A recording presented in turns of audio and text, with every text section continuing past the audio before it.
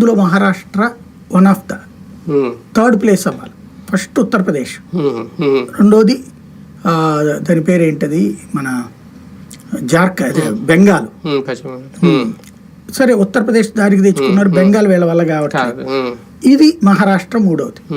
ఈ మహారాష్ట్రలో అసలు వాస్తవంగా ఉత్తరప్రదేశ్ లాంటి చోట్ల లేకపోతే కనుక బెంగాల్ లాంటి చోట్ల ఏంటంటే కాస్త ఈ వాసనలు ఎక్కువ ఉంటాయి.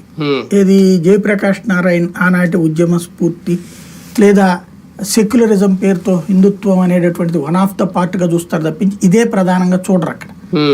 ఆ ఇంపాక్ట్తో తేడా వస్తుంది. కానీ ఎప్పుడైతే మైనారిటీ పోలరైజేషన్ జరిగి అవమానించబడుతున్నారు హిందువులు, అవహేళనకు గురవుతున్నారో లేదా ప్రత్యేక హక్కులు వాళ్ళకు వస్తున్నటువంటి కాన్సెప్ట్ ఇక్కడ వీళ్ళనేమో దెబ్బతీస్తున్నారో అక్కడి నుంచి ఒక చర్చ ప్రారంభమైంది.